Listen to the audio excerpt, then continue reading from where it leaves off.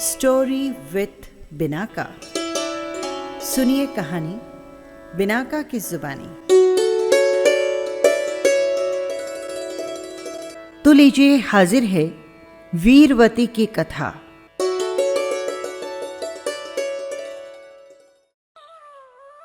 राजगृह में धनमित्र नाम का एक सेठ रहता था। उसकी पत्नी का नाम था धारिणी और पुत्र का नाम था दत्त। भूमिगृह नाम का एक सुंदर नगर था। उसमें आनंद नाम का एक साधारण गृहस्थ और उसकी पत्नी मित्रवती रहते थे।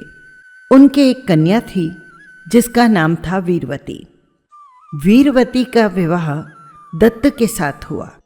सो तो ठीक ही है, जो संबंध देव को मंजूर होता है उसे कौन रोक सकता है। यहीं पर एक चोर रहता था, उसका नाम था गारक। किसी समय वीरवती ने इसे देखा था और वो उसकी सुंदरता पर मुग्ध हो गई। एक बार दत्त रत्नदीप से धन कमाकर अपने घर की ओर जा रहा था। रास्ते में उसका ससुराल पड़ा। उसे अपनी प्रियतमा से मिले बहुत दिन हो गए थे और वो उससे प्रेम भी बहुत करता था। इसलिए उसने सोचा कि कुछ दिन ससुराल रुककर फिर घर जाना ठीक रहेगा। ये सोचकर वो रास्ते में एक जंगल में ठहर गया। यहीं पर एक सहस्त्र भट्ट नाम के चोर ने इसे देख लिया। यहाँ से चलते समय वो चोर भी दत्त के पीछे पीछे हो लिया और साथ साथ भूमिगृह में आ पहुंचा। ससुराल में दत्त का बहुत आदर सत्कार हुआ। वीरवती भी बड़े प्रेम के साथ उससे मिली, लेकिन उसका चित्त स्वभाव प्रसन्न न हो कुछ बनावट को लिए था। ऐसा लगता था जैसे उसका मन किसी गहरी चोट से जर्जरित हो।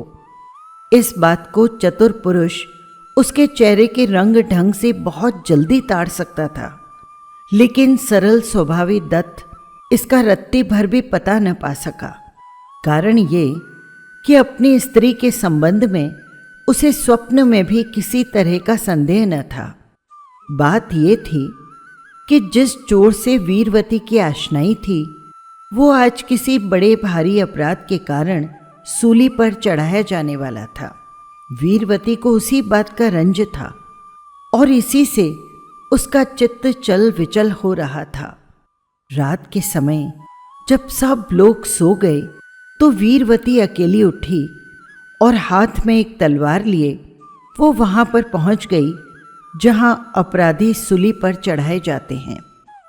इसे घर से निकलते समय सहस्त्र भट्ट चोर ने देख लिया, जो कि दत्त का पीछा करते करते यहाँ चला आया था। अब वो ये देखने के लिए कि इतनी रात में ये अकेली कहाँ जाती है, वो उसके पीछे पीछे हो लिया। वीरवती को उसके पांवों की आवाज़ से जान पड़ा कि उसके पीछे पीछे कोई आ रहा है। वो अंधेरी रात होने के कारण उसे देख न सकी। तब उस दुष्टा ने अपने हाथ की तलवार से एक वार पीछे की ओर किया। उससे बेचारे सहस्त्र भट्ट की उंगलियां कट गई। तलवार को झटका लगने से वीरवती को दृढ़ विश्वास हो गया कि कोई तो पीछे अवश्य आ रहा है।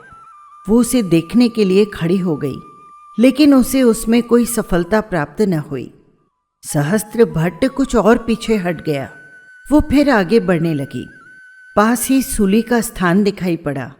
वो पीछे आने वाले की बात तो भूल गई और दौड़ी दौड़ी अपने प्रेमी के पास पहुंची। उसे सूली पर चढ़ाए बहुत ज्यादा समय नहीं हुआ था, इसलिए उसकी कुछ सांसें अभी बाकी थी। वीरवती को देखते ही उसने कहा, प्रिय, ये मेरी और तुम्हारी अंतिम भेंट है। मैं तुम्हारी ही आशा लगाई अब तक जी रहा हूं, नहीं तो कब का मर मिटा होता। अब देर न करो, मुझ दुखी को अंतिम प्रेमालिंगन दे दो। सुखी करो और जाओ।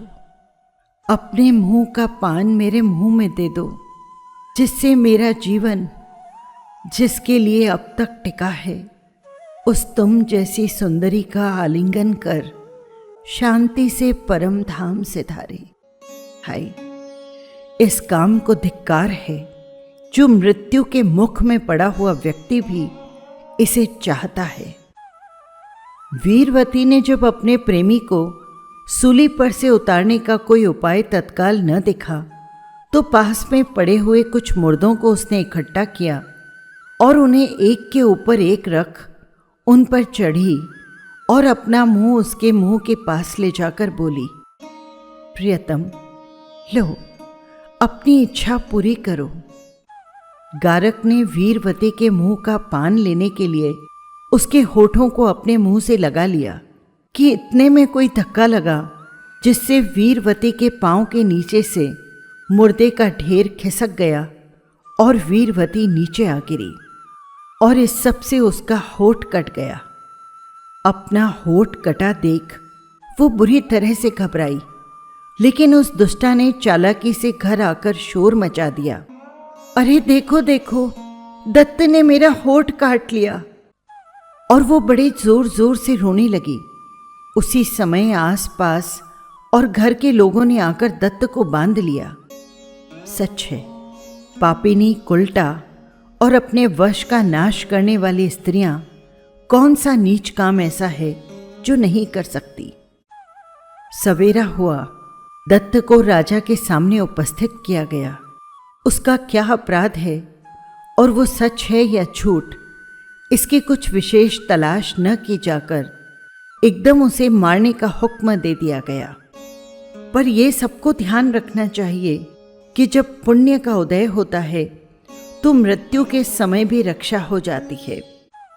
आपको सहस्त्र भट्ट तो याद होगा ना, ये वीरवती के अंतिम कुकर्म तक उसके पीछे खड़ा था।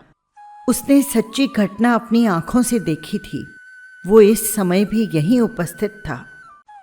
राजा का दत्त के मारने का हुक्म सुन उससे रहा नहीं गया। उसने अपनी कुछ भी परवाह नहीं की और सारी सच्ची घटना राजा से कह सुनाई। राजा सुनकर दंग रह गया।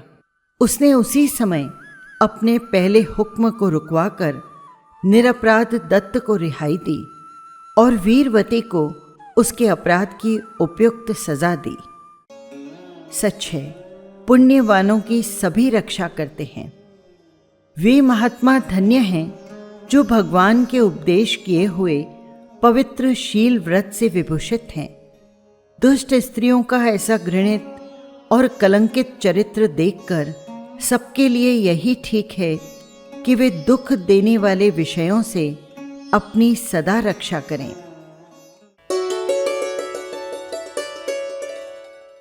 बस यही थी कहानी।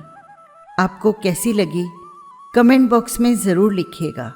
और हाँ, यदि आपने चैनल को सब्सक्राइब नहीं किया है तो कर लीजिएगा, जिससे हर कहानी सीधे पहुंच सके आप तक। फिर मिलेंगे किसी नई कहानी के साथ। जय जिनेंद्र।